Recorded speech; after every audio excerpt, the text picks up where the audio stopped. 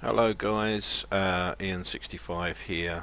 I've been asked by quite a few of you to do a tutorial on the new Fslabs A320. I'm currently learning this myself, so I'm kind of a little bit in the dark as to how to fly this thing. I did the tutorial yesterday, but I thought I'd share this with you again today. We're going to set up the A320 from cold and dark following the tutorial, but we're going to use slightly different airports. We're currently at Laka airport in Croatia, which is an Orbex or airport that's just been released, and we're going to be flying to Rome Campino, which is a distance not too far away. It's only about 300 flight miles, so I thought we'd set it up today together and have a look at all the bits and pieces in the new Airbus. I would just point out that this is new to me as well, so we're just gonna have a look at all the details in there, try and set it up for flight. I'm going to split this tutorial into two parts. So the first part's going to be set up, take off, and then we'll do the landing over in Rome. So we're just going to be following the tutorial basics, and we're going to be performing an ILS approach into Rome. So we're going to get started. As I say, we're on the ground, we're cold and dark, and let's get set up.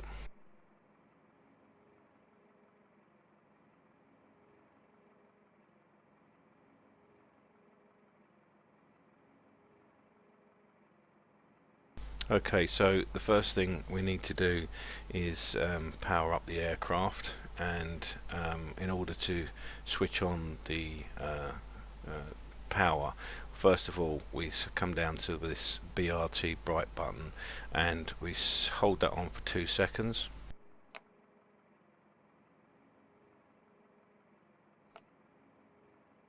And as you can see, it comes up on the panel states screen.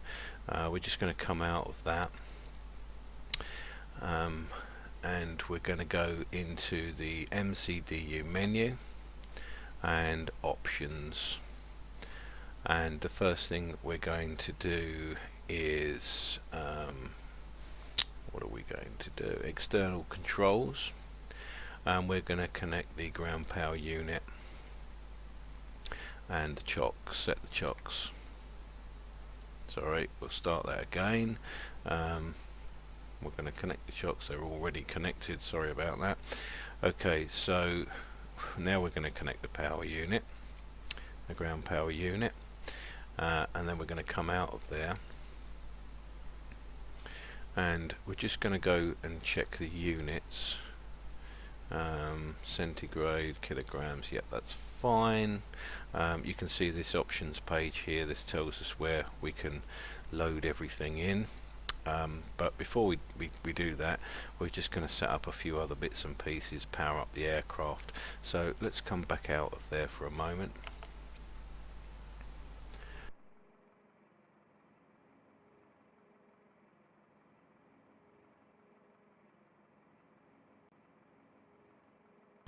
Okay, so I'm just following, I've printed off the tutorial and I'm just kind of following that, so you'll have to bear with me. Okay, so the next thing we've got to do is we've got to come to the overhead panel. Now there should be some shortcut clicks here, one of them being this post here. When you click on it, it should pop out the overhead panel, but for some reason it's not doing that. Don't know why, and quite a lot of the shortcuts aren't working. This is the latest edition of Fslabs. They did a minor update after launch a couple of days ago, so I've got the latest one, but for some reason the shortcuts won't work. You click on this post, the overhead panel won't work, so you're going to have to bear with me slightly. Going to have to do it the old-fashioned way. Okay, so here's the overhead panel, and the first thing it tells us to do is to turn on the batteries, which we're going to do. Now let me just zoom in a bit.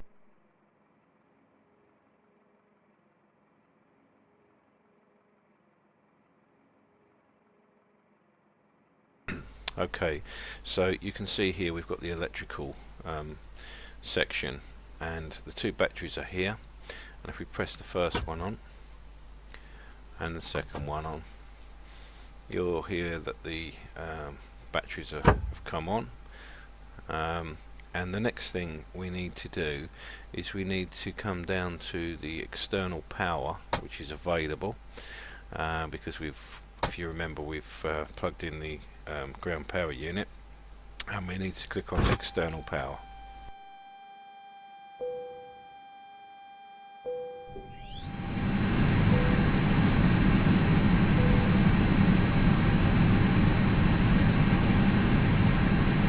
And as you can hear, lots of background noise when we do that. The next thing we're going to do is we're going to come down to our lights, and in order to tell people on the ground that we are the aircraft is powered up, we're going to put on the nav logo lights, which is the first position up there.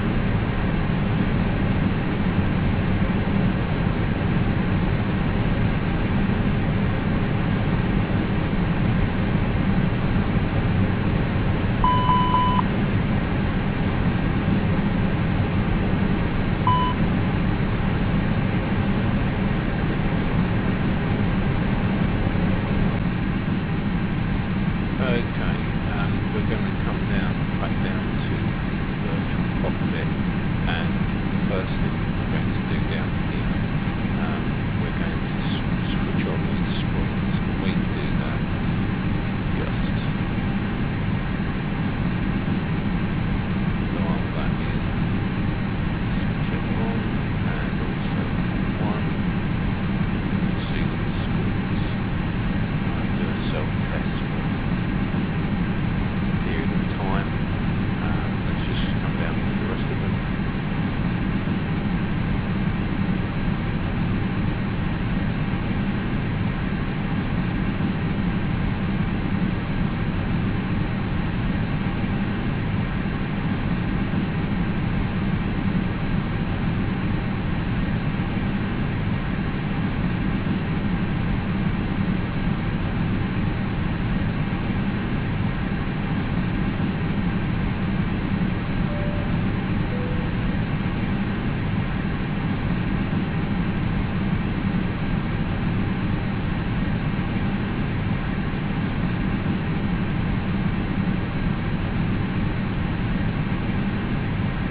Okay, so as you can see, you have to switch them all on, and they'll just go through their self-test situation.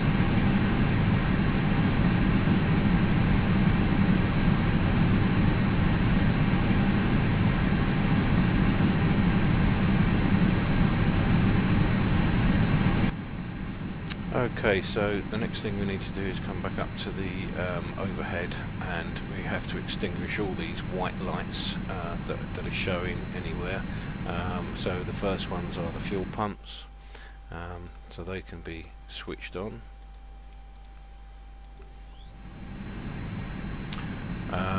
And also the crew oxygen supply. So those are all on. There's nothing else there, no other white lights. So that's that operation done. Okay, so moving up to the ADIRS system.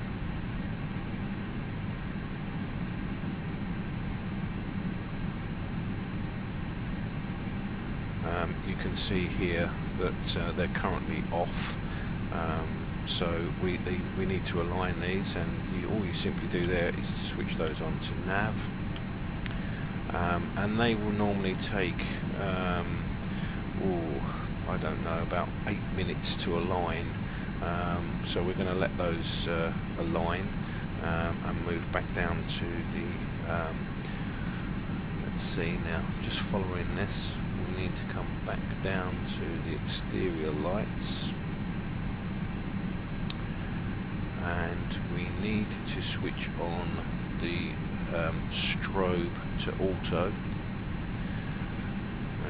Okay, and we need to arm the emergency lights. which actually they're already armed there. And we need to put on the seatbelt signs, the no smoking signs on auto. And what else have we got here? Right, let me just come back down.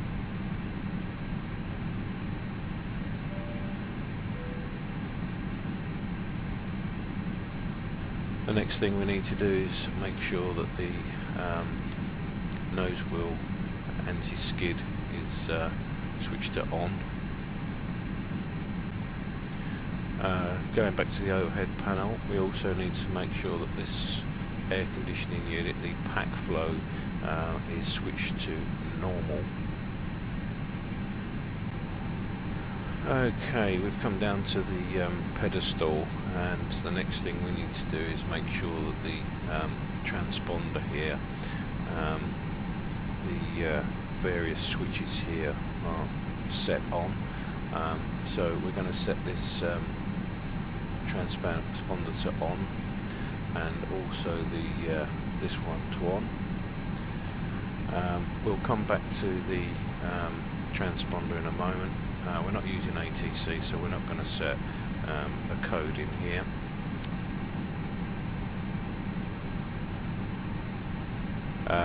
The next thing we're going to do is we're just going to make sure that the radios are switched on, which they are.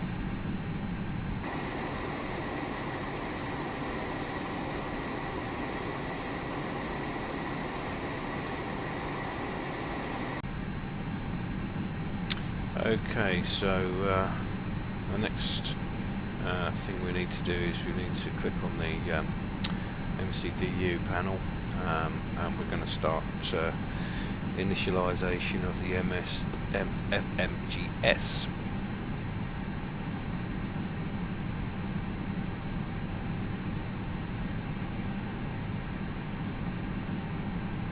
So the first thing we're going to do up here is we're going to put the fuel in.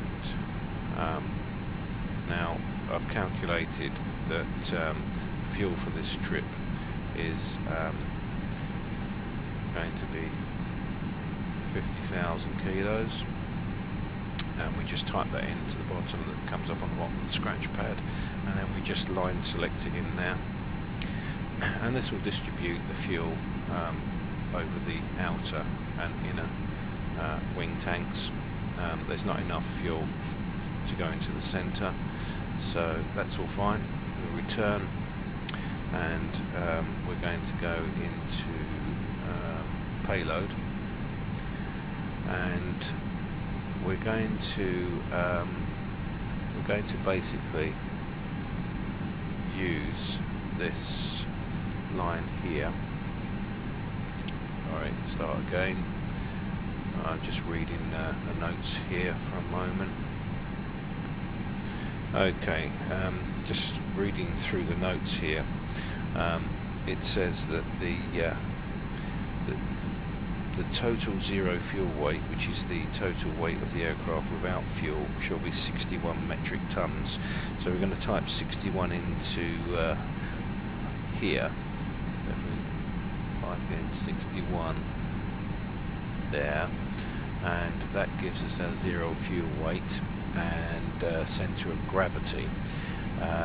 Now what we need to do there is we just need to make a note of those two figures, because we're going to use those later on. So zero fuel weight 61, and the centre of gravity is 28.8. Just writing those down for future reference. We'll use those a bit later. Okay, so moving on. Okay, so we've finished there. Come back, and we can come back to the beginning of the MCDU menu. Okay, so the next thing we need to do is we need to go in and set the flight up. So if you click on the FMGC, you can see that I've got the latest database in from Navigraph, which is 1711, and that runs from the 12th of October to the 8th of November. Okay, and we're currently in an A320-200 with CFM 56 engines. And okay, so the next thing we're going to do, our GPS primary has now come up. I'll just explain to you that the ADAIRs have now aligned. If this gave you an error message, then they'd still be aligning, but as you can see, they've aligned now. Okay, so let's just clear that off. Okay, so the next thing we need to do is we need to go into the init page, and this is where we're going to put in our to and from, company route, etc, etc. So I'll just let you know a bit of background. I use PFPX for my flight planning, and if you follow the instructions on PFPX, you can export the flight plan straight into the Fslabs FMC, and I'll show you how we can pull that up in a minute. So I've transferred that, I've already done the flight plan, but first of all we'll fill out these pages. So the first thing we're going to do is we're going to put in where we're going to and from, where we're going to from here, and we're going to first of all type in where we are, which is LDPL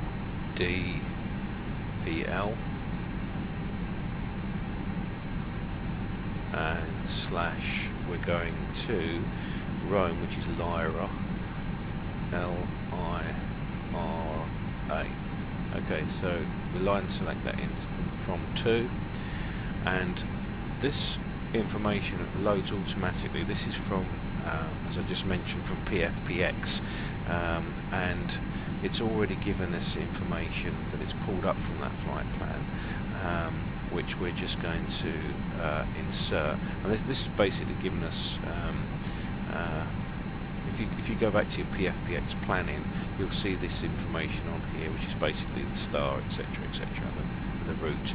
So we're going to click on insert, and that company route has got that name there.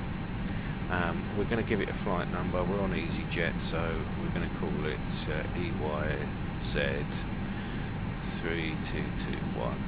That's fine. Line select it in there.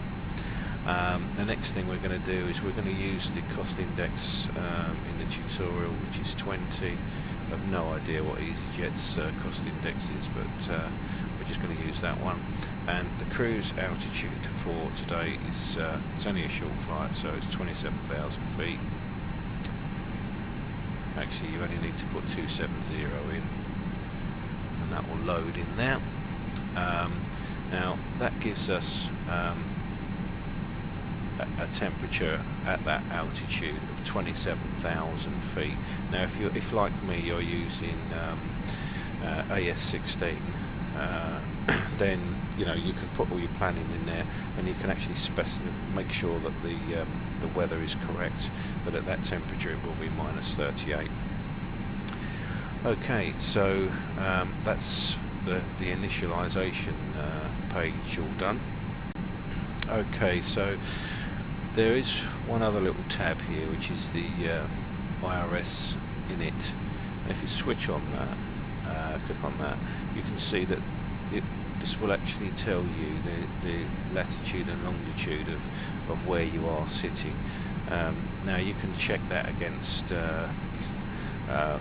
you know, sometimes when you know where you're on a stand, it will tell you, give you that information. You can check it on that, but we haven't got that today, so we're assuming that it's the IRS has put us in the right position.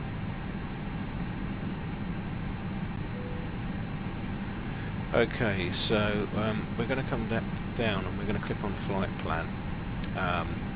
Now in the tutorial it actually shows you how to put in, it gives you the information to put in manually, but because we've used PFPX, we've already got this information in here. So we're just going to basically go through and make sure that everything's set up correctly. First thing I'm going to do actually is I'm just going to click on that first line there, and I'm going to go into departures, and I'm just going to check that it's given me the correct takeoff runway and SID according to PFPX, which it has. So we're taking off from runway 09, and this is our departure SID, which is fine. That's great. It gives you the information for the runway, 2,950 meters, etc. So we'll just come back out of there. Okay, so this is our flight plan, and what we need to do is use this up arrow to scroll through it to check for route discontinuities.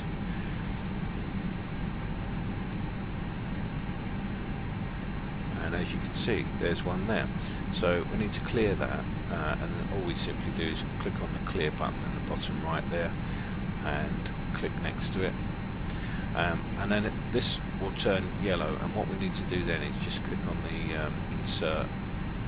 And what that's doing is it's just linking up the two routes. It's taken the discontinuity out, and it's just linking this up so that we've got one continuous route. Okay, so that's the end of the flight plan. Now, one of the things that I'm going to do, which most pilots wouldn't do until they approach Rome, is I'm actually going to put in the arrival runway and star for Rome Lyra. Now, as I say, most times you'd leave that because ATC may change, the weather may change, and they may give you a different runway, but for the purposes of this tutorial we're just going to put this in now to save time later. So if you click on arrival airports and come up to the arrival, this lists the runways and stars available. So today the weather's giving us an ILS approach of ILS 15. Now if you scroll through these, it gives you all the different runways, etc. Now I'm going to use ILS 15U. There are different approaches to runway 15, but we're just going to select the first one.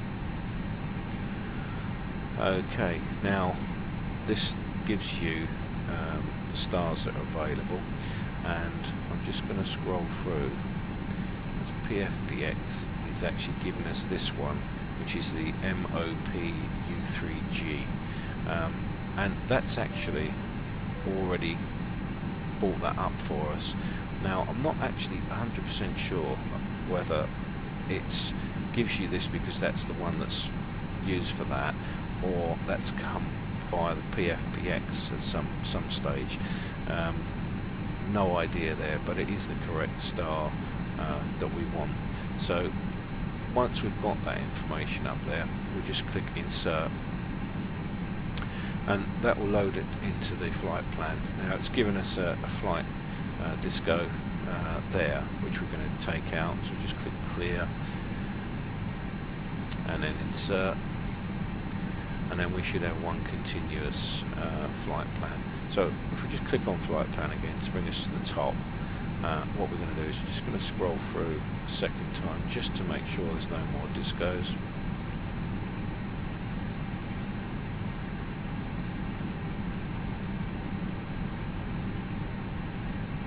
Which there isn't, so that's fine. Okay, so our route's all set up. I'm actually going to come back up here, and I'm going to put that setting onto arc, like so.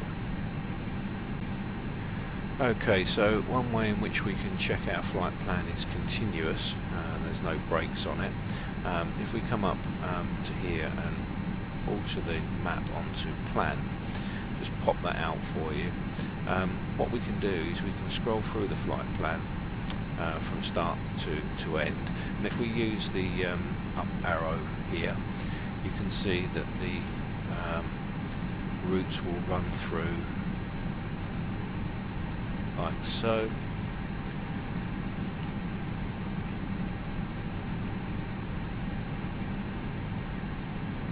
And you can see here that this is Lyra. Come into here. Okay, so this is obviously the missed approach route, so that's fine. So if we just click back on flight plan, pop that back in, and switch that back to ARC.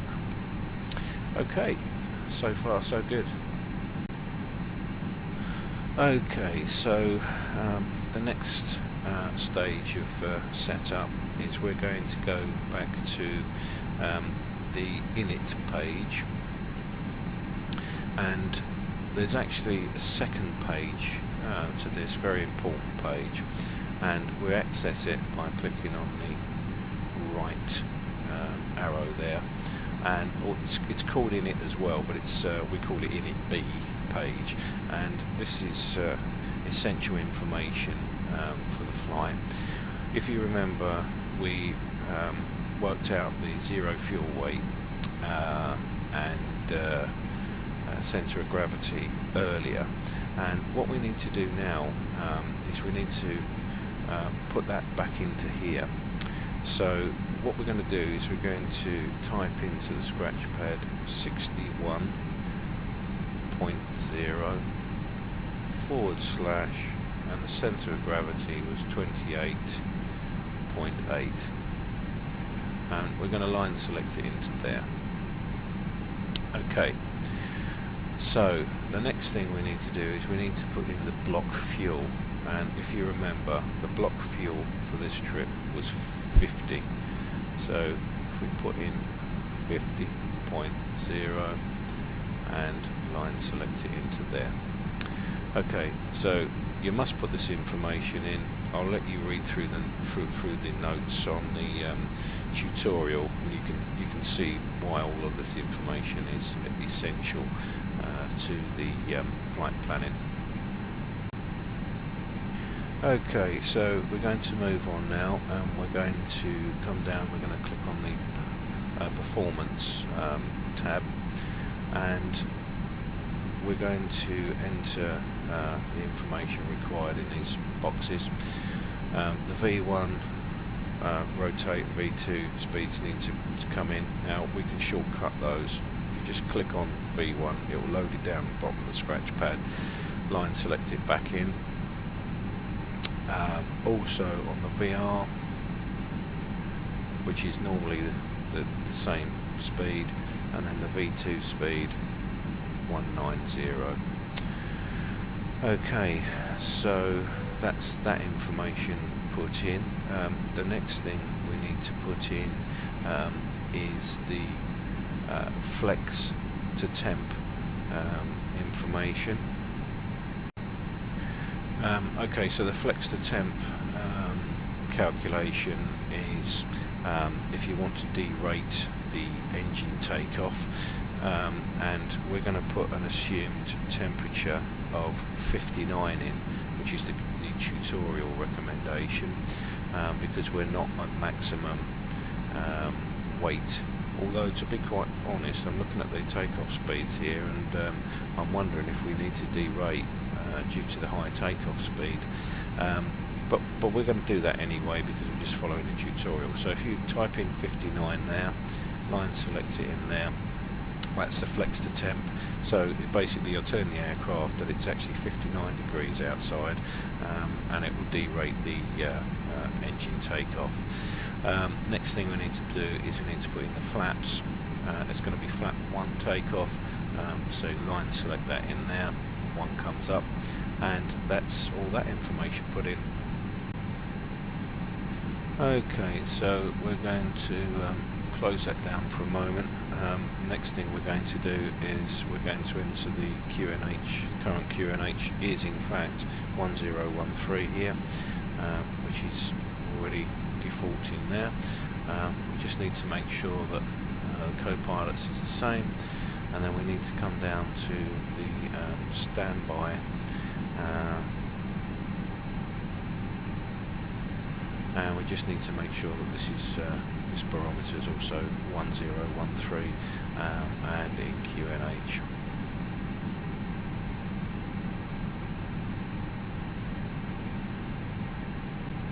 Okay, so the next thing we need to do is these two switches here, they need to be moved over to VOR, and you also need to make sure that does it automatically actually.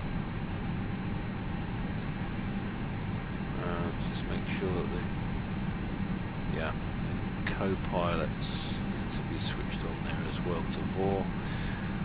Okay, so that's next thing done. Right, let's just read down what's next. Okay, so we need to come along up here, and what we need to do is make sure that this is saying heading V/S, and also we need to put our flight level in. Now initially ATC would clear you to whatever, but we're just going to dial that up to our cruise altitude, which today is 27,000 feet. Now it's worth mentioning that the speed and heading has these dashes and balls, and this also has a dash by the side of it. Now what this means is that it's in managed mode. You don't need to do anything there at all. It's taking all this information up here from the parameters that we've put into the flight management computer, so you don't need to touch that. Okay, so let's see what's next. Okay, so if we bring this up and go into the radio red nav, we can see here that we've got a V4.1 frequency here, and in fact we haven't got an ILS frequency. Maybe the runway that we're taking off from is an ILS. Normally you'd put that in there. I don't actually know, but normally you put the ILS frequency in, or it'd be sitting in there automatically, and it's obviously aids a quick return to that particular runway as per the notes. So I can only assume that that maybe it's not an ILS runway, but we're not going to worry about that. Okay, so we're fairly well set up now, and we are moved on to the before start clearance section, and we've just shut all the doors, and we're now ready to start the APU. So the first thing we're going to do here to activate the APU is we're going to switch the master switch on, and that should, by doing that, we should be able to come down and see that the APU page has automatically opened down here, which it has, and you can see here that the flap is in fact open, and we're going to switch the APU on in a moment. I'm going to monitor that. In fact, let's see if I can pop that out and move it back up, which I can, and when we push start, that should, there we are. You can see now that that small jet at the rear of the aircraft that's going to help us start the engines is turning over. This is the exhaust gas temperature, and like the main engines, you've got the N1, and it's gradually starting up.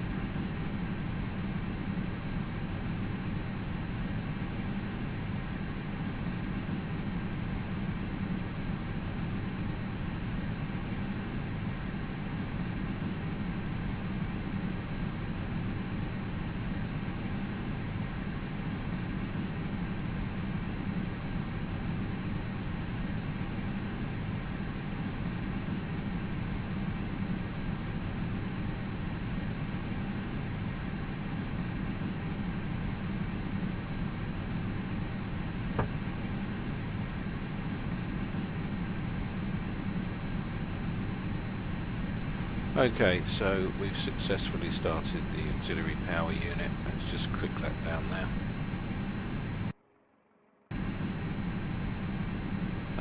Okay, so the next thing we need to do is we've started the APU. We now need to make the bleed air available so we can start the engines shortly. And the way we do that is up here on the air conditioning panels.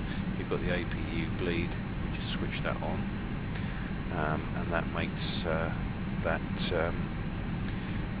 bleed air available to start the engines. Okay, so you might have noticed that Pack 1 and Pack 2 off lights have now extinguished, and that happens a few minutes after the APU bleed is activated. Okay, so we can now get rid of the external power by pressing that off. It remains available until we disconnect the GPU, which we'll do in a moment. So now the aircraft is drawing its electrical power from the auxiliary power unit. Okay, so we can come back down here, and now we can disconnect the GPU. We don't need that any longer, and we can get rid of the ground chocks. And we can click on return. Let's come back down to, let's leave that one on there. Okay, so you can see here from this panel that the all the doors have now been closed.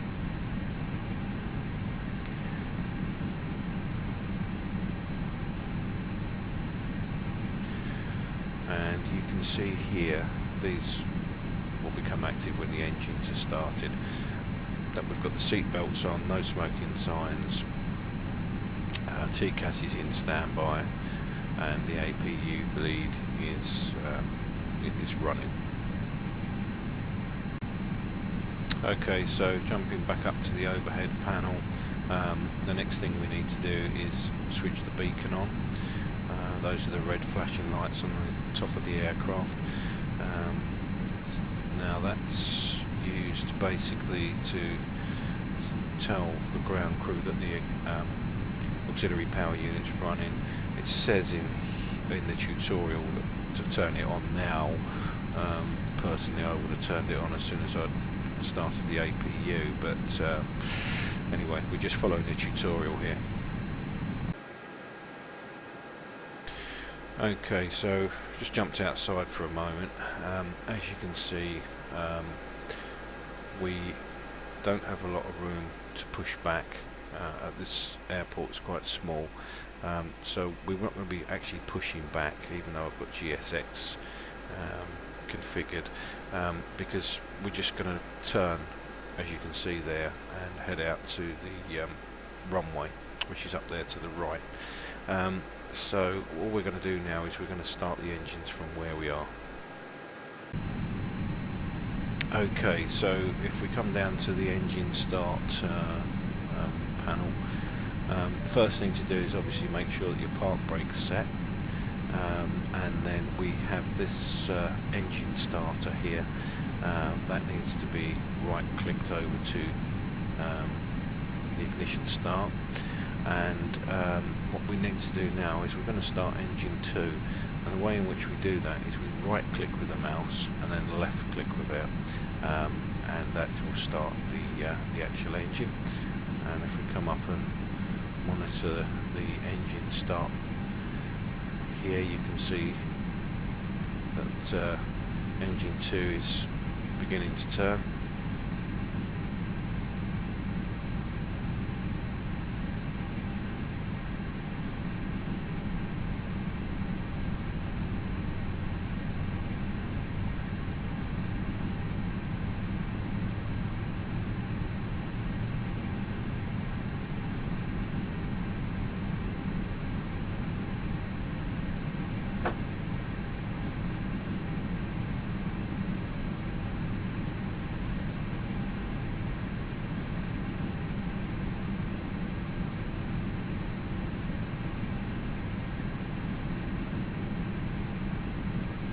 Okay, so engine 2 is now started, and we can repeat the procedure for engine 1. Right click, then left click, and you'll see engine 1 will start as well.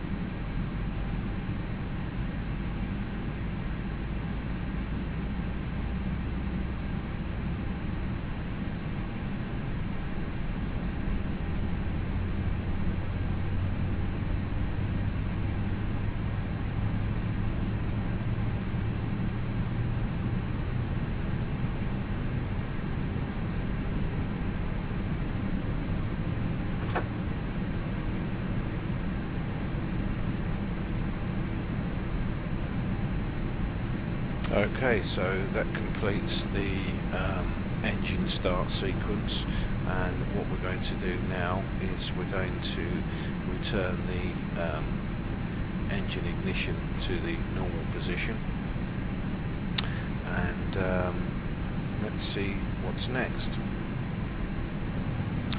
Okay, so we've following the successful start of the engines, we come back to the overhead panel and the APU bleed is no longer required. The engines are started, so we can now switch that off. And also we no longer need the APU itself, so the next thing to do is to switch the master switch off, and this available will stay lit for a few seconds while the APU is shutting down and cooling off. Okay, excuse me, so we've moved down to the pedestal, and the next thing we need to do is arm the ground spoilers. Here, this is the ground spoiler, which we arm for takeoff, and all we need to do there basically is right click the top of it, and the ground spoiler is now armed. And now the next thing we need to do is look at the stabilizer trim. Now this is our trim wheel, and as you can see, 0. In fact, what I'm going to do is I'm going to change that to a slightly different view for a moment. Let me just, I think you can see it better from this side actually. Let me just zoom in on that. Okay, so you can see that at the moment the trim wheel is set at 0, which is this little arrow here, set at 0. Now what we need to do is we need to set this for takeoff, and if you, going back to our centre of gravity, if you remember we jotted down the 0 fuel weight and the centre of gravity. Well, the centre of gravity is 28.8. Now in the documentation for the Fslabs A320, you'll find the takeoff centre of gravity trim position chart, and that basically tells you how to move the trim wheel and set it. And I'm just looking at it now, and basically so it's 28.8. Now you've either got the nose up or nose down configuration, and today we're actually going to be on the we're going to actually move it slightly to nose down, so 28.8. Let me just work out where that's going to be. Okay, so it's going to be, what's the wrong way? Oh, hang on a second. Let's go the other way. It's going to be roughly, according to the chart, around about there. So you can see that this sign gives you the nose up, and this gives you the nose down configuration, and looking at the chart, roughly 28.8 is nose down there slightly. So that's where we're going to set that for, and so that's that job done. Okay, next thing we're going to do is we're going to check the flight controls, and you can see here that it's already set up for that. So the first thing we're going to do is we're going to move the joystick to the left and to the right. You can see it all moving now. We're going to pull back, push forward, and then we're going to operate the rudder pedals. Make sure we've got free movement now. Okay, that's done. Okay, next on the list from the tutorial flight is to switch the nose light on to taxi. So just move that to the taxi position, and then we need to come back down to the clock. Just zoom in there.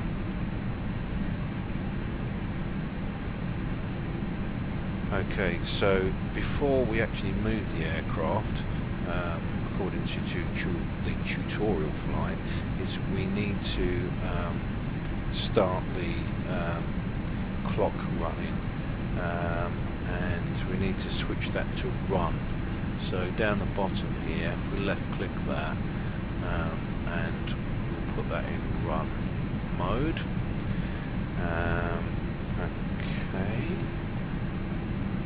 Okay, next on the list of things to do is to come to the auto brake and set that on for max, just in case we need to stop the aircraft on takeoff. And as you can see over here on the left, this is basically the TO takeoff configuration, and it's just anything that's in blue needs to be addressed. So as you can see, we're going to put the flaps to 1 in a moment, and that will come off of there. But for the time being, we've set the auto brake, and we're now going to come down to the pedestal. Right, okay, so next on the list of things to do is we're going to turn the transponder on. Well, we've already switched it on, but we're now going to set it to TARA above, so that it will identify any aircraft as we take off. The radar will be looking above us for any aircraft flying close to us, and obviously warn us of that danger. The next thing we need to do is we need to put on the predictive wind shear system, and that needs to be switched to auto. Everything else seems to be okay there. Okay, and the next thing we're going to do is we're going to set the flaps to 1. There's a flaps control. Just move that back to 1. Okay, so we're back on the overhead panel now. A couple of things we need to do there. We're going to turn the runway turn-off lights on there. And the next thing we're going to do is we're going to come up to the air conditioning panel here, and we're going to turn pack 1 and 2 off for now. And the reason for this is it's not a mandatory thing, but according to the tutorial, it says while it is not mandatory to switch off packs for takeoff, doing so increases performance and or reduces maintenance costs under various conditions. So both of those packs are now switched off, and I think we are pretty much ready to taxi out for takeoff.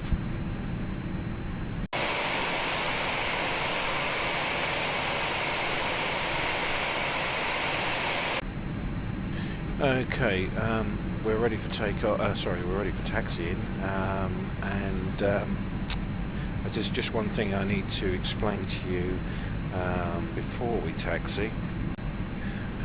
This aircraft, being very realistic, has a tiller in order to move the aircraft using your joystick. Twisting it left or right to operate the rudder. Under normal circumstances, with all the rest of the planes we've flown, it will move fully to the left and to the right. But in this aircraft, it will only give you a 6-degree movement left or right. And the way we compensate for the turn is we have to use the comma on your keypad to fully turn the aircraft left and right. So I'm still mastering this, to be honest. So you've got to literally turn. If you're going to turn left at the moment, we're going to twist your. I'm using an X52 Satex stick. I'm going to turn left. We're going to twist the joystick and press the comma at the same time. This is a bit of an art form, so you know, I may I may over-taxi slightly, but you'll get the gist. But anyway, I'm going to shut up for a minute and see if we can't get this down to the runway.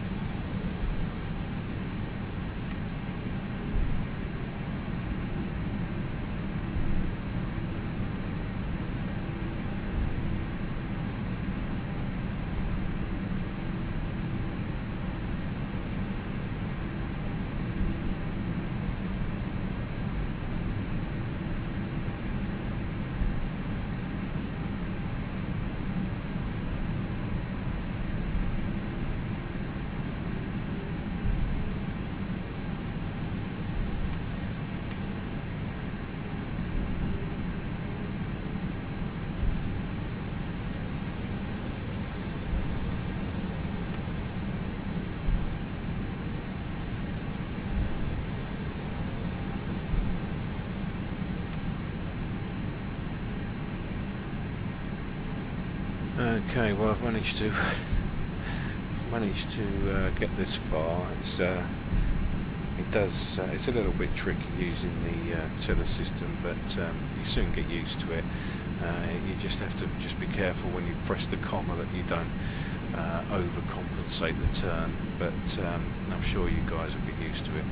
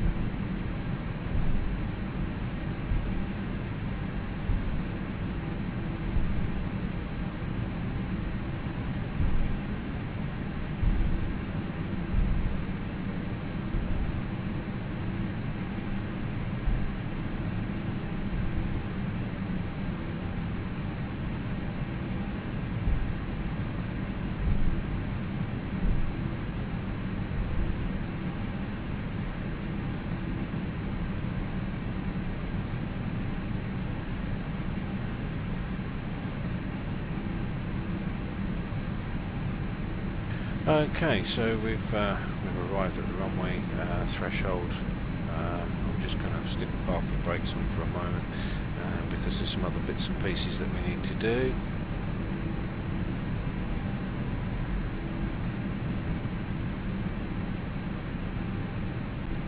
Okay, so jump back up here.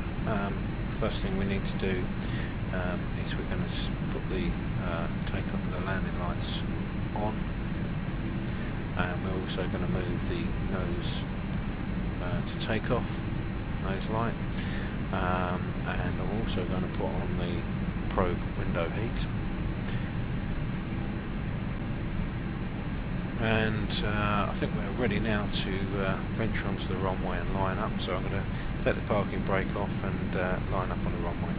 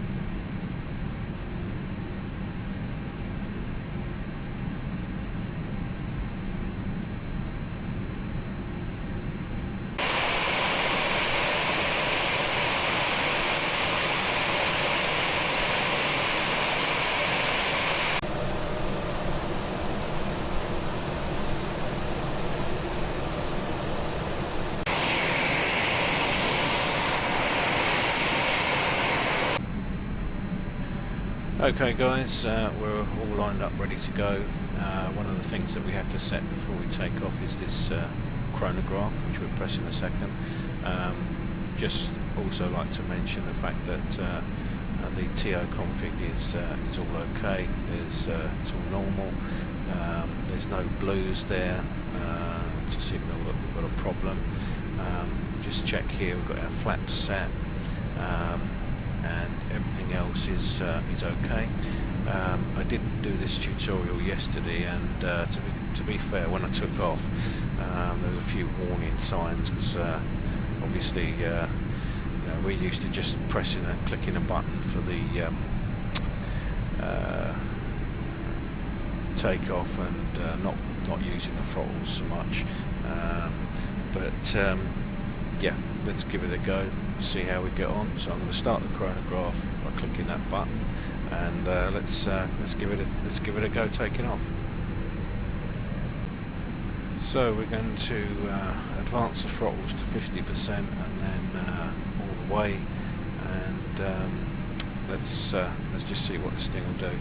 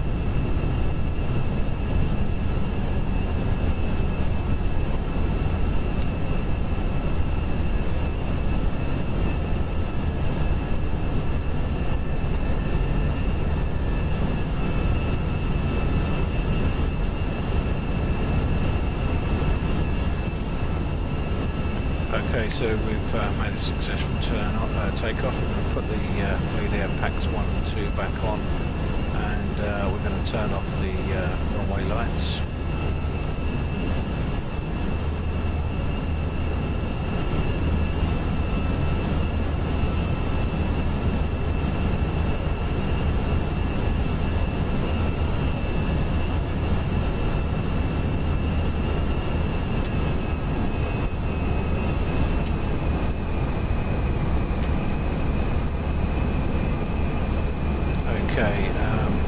Over this side you can see the thrust climb levers needing to be adjusted back to thrust climb, and they flash until you bring them back. So I've brought them back successfully because nothing's flashing, and now we're in thrust climb D10.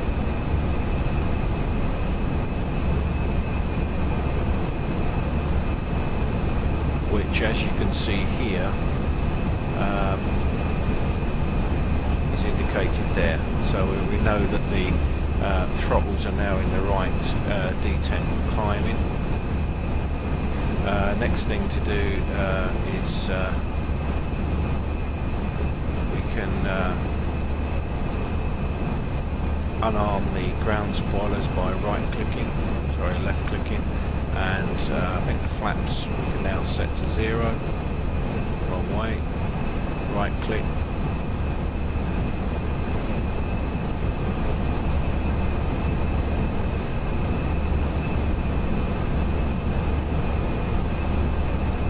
We can now turn on the weather radar terrain map, and we'll just increase the range on the arc.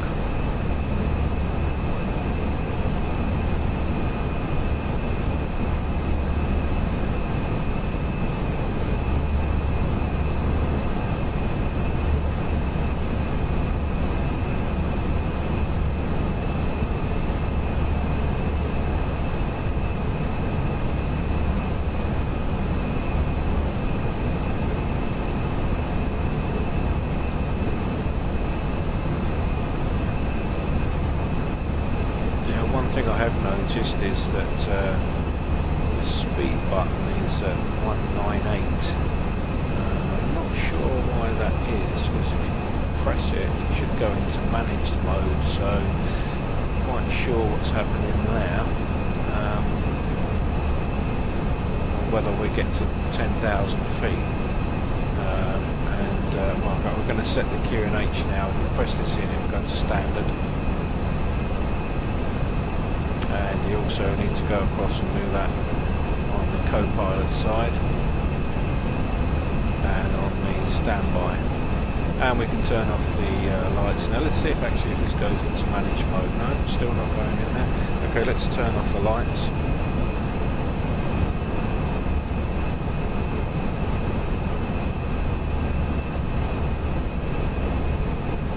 And we'll also turn off the seat belts as well.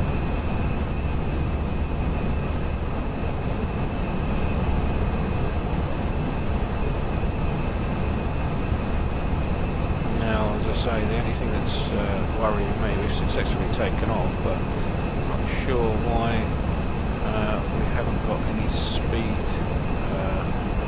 Just going to the performance.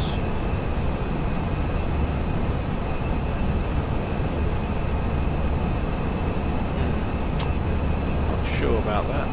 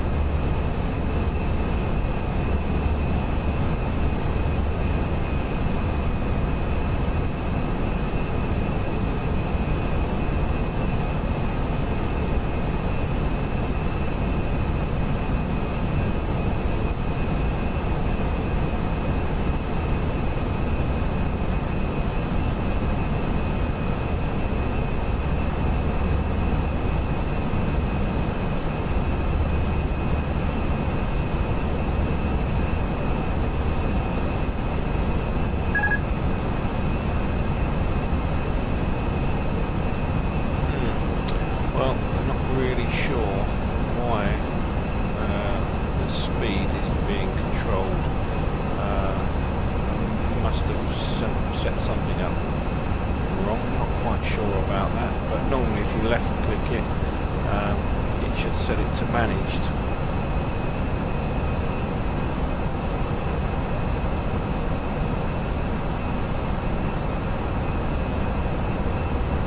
Okay guys, well I'm not quite sure what's happened now, but I think I'm going to cut this tutorial here.